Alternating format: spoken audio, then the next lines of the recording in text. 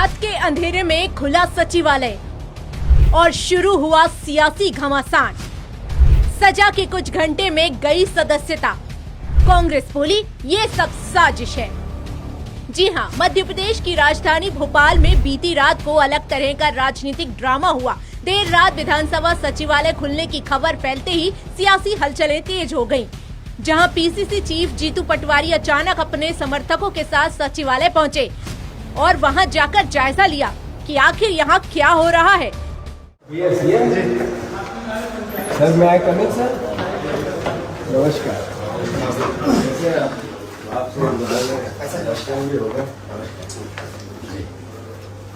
ये अभी तो स्टे है 15 दिन में सर, इसमें कर तो सकते नहीं, पर रात में खोल लिया। वापस से पहली बार हुआ मध्य प्रदेश के स्पीकर विधानसभा ने चली, तो ये हमारा स्टे इस पे आ गई। हमें अभी तो इन्फॉर्मेशन मिली कि आप सर क्या समस्या है जो अभी आप इतनी रात 10:30 बजे रात को विधानसभा खुली है, 11 बज गए। हमारे मुख्य सचिव हम आए तो उठ के चले गए। नहीं भैया, इसके विधानसभा के कोर्ट का स्टे है राजेंद्र भारती जी की उस पर, उसके बावजूद भी ये इस तरीके की हरकत कर रहे हैं। तो ये माननीय कोर्ट को अगर एविडेंस देने पड़ेंगे कि जितना अनैतिक काम हो रहा है, तो वो चूँकि हमारे विधानसभा के पूर्व एमएलए साहब हैं, इनको भी अधिकार है आने का। मैं भी पूर्व एमएलए हूँ, मुझे भी अधिकार है कि रात को 10:30 बजे क्यों ये अपनी विधानसभा खुली है, ये सबसे बड़ा प्रश्न है। ये विधानसभा 10 बजे तक तो चली नहीं पूरे टाइम, और अभी आके संस्था खत्म करने का काम कर रहे हैं, जबकि स्टे है, ये बर्दाश्त थोड़ी होगा। दरअसल 3 साल की सजा सुनाए जाने के बाद राजेंद्र भारती की विधानसभा से सदस्यता समाप्त कर सीट को रिक्त घोषित कर दिया गया। इसकी अधिसूचना भी जारी कर दी गई। कांग्रेस ने इसे साजिश और संस्थाओं का दुरुपयोग बताया है। साथ ही कहा है कि दल बदल कानून में फंसे विधायकों पर अब तक कार्यवाही नहीं हुई। कांग्रेस ने भारती को सजा सुनाए जाने के कुछ घंटों बाद सदस्यता समाप्त करने पर सवाल उठाए हैं। जीतू पटवारी ने आरोप लगाते हुए कहा है कि बीजेपी के कहने पर ही रात को सचिवालय खोला गया था। कल रात को लगभग रात भर विधानसभा चली और उसमें आदरणीय मध्य प्रदेश के एक विधायक राजेंद्र भारती जी की सदस्यता हमारी विधानसभा के कर्मचारी, उनके सचिव, मुख्य सचिव ने एक नोटिस जारी कर दिया और समाप्त कर दी। मैं और आदरणीय पीसी शर्मा जी रात को हम माननीय मुख्य सचिव विधानसभा से मिले थे।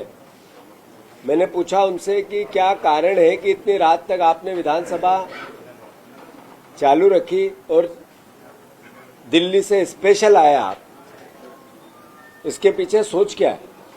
तो उन्होंने कहा कि कोई सोच नहीं है सर, ऐसे ही जो डेली रूटीन के काम थे वो थे। मैंने जब दूसरी ज्यादा बात करना चालू करी तो वो उठ के भाग गए। वो देखा होगा आप लोगों ने। ये घटना मैंने क्यों याद दिलाई कि मध्य प्रदेश में और देश में नरेंद्र मोदी, भारतीय जनता पार्टी, आरएसएस ने जो लोकतांत्रिक मूल्य होते हैं, जो लोकतांत्रिक प्रक्रिया होती है, उसको कोलैप्स कर दिया, समाप्त कर दिया। एक तरह के जो चुनाव की परिस्थिति, चुनाव से जनप्रतिनिधियों का चुनना और सरकार का बनना, उसके पीछे जो विश्वास है चुनाव आयोग के और व्यवस्था के साथ, वो एक तरह से देश का उठ गया है।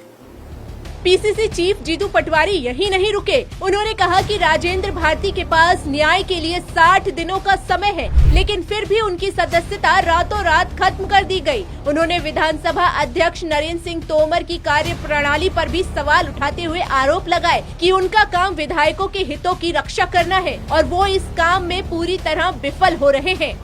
राजेंद्र भारती जी की जो पर्टिकुलर कोर्ट ने निर्देश दिए हैं, उन्होंने उनको आगे न्याय के लिए बड़ी कोर्ट में जाने के लिए 60 दिन का समय दिया है और किसी भी प्रकार की सदस्यता पे बात नहीं की है। ये जरूर है कि उनको सजा मिली, पर उसके साथ साथ उन्होंने आगे जाने के लिए उनको 60 दिन का समय देना, यानी एक तरह से मैसेज है कि अभी इनकी सदस्यता समाप्त नहीं की जा सकती है। इनके पास न्याय के लिए समय संविधान के तहत मिला है, पर हमारे विधानसभा के जो अध्यक्ष हैं आदरणीय तोमर साहब, उनका जो दायित्व है वो विधायकों की रक्षा करने का, नहीं कि भारतीय जनता पार्टी की रक्षा करने का। उन्होंने आनंद फानन कैसे राजेंद्र भारती की हम सदस्यता लें, उसको लेकर व्यवस्था पर दबाव बनाया और अल्टीमेटली सरकार का दुरुपयोग करके वो काम, वो कृत्य, वो अपराध कर गुजरे। आदरणीय साथियों, मैं मध्य प्रदेश वासियों को याद दिलाना चाहता हूं कि नरोत्तम मिश्रा पर पेड न्यूज का केस लंबित इसी विधानसभा में, इसी व्यवस्था में, इसी कोर्ट में, और एक कार्यकाल पूरा किया और दूसरा पूरा किया और तीसरी बार हार गए, तब तक कोई निर्णय नहीं हुआ। ये निर्मला सप्रे, यही विधानसभा अध्यक्ष आदरणीय नरेंद्र तोमर जी लगातार कैसे डिले करे उसके लिए कुचक्र रचते रहते हैं। मतलब अपनी पार्टी के लिए, बीजेपी के लिए, वो जो अपने संवैधानिक जो शपथ ली उनने, उसका एक तरह से उसके साथ अपराध करते।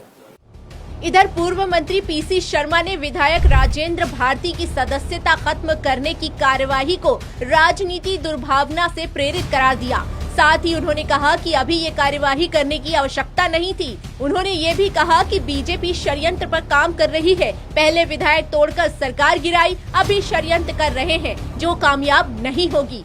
ये लग रहा था, जो संभावना थी, इसलिए हम लोग विधानसभा गए थे और उस संभावना के अनुरूप इन्होंने किया है। लेकिन ये कितना ही कानून को हाथ में ले लें, ये जब मामले क्योंकि अभी राजेंद्र भारती जी को लीज मिली हुई 60 दिन की, अभी ये सब कार्रवाई करने की आवश्यकता नहीं थी।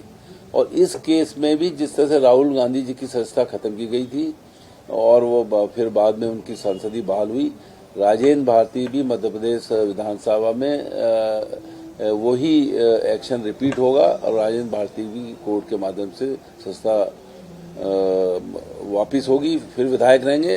और जो इनका षड्यंत्र है, जो चल रहा है लगातार कि विधायकों की सदस्यता खत्म कराएं, राज्यसभा सीट जो तीसरी हो जीत जाए, इसमें पूरी तरह ये फेल होंगे। कांग्रेस के सब विधायक जो हैं एकजुट हैं और जो राज्यसभा तीसरी सीट है वो कांग्रेस के पक्ष में आएगी।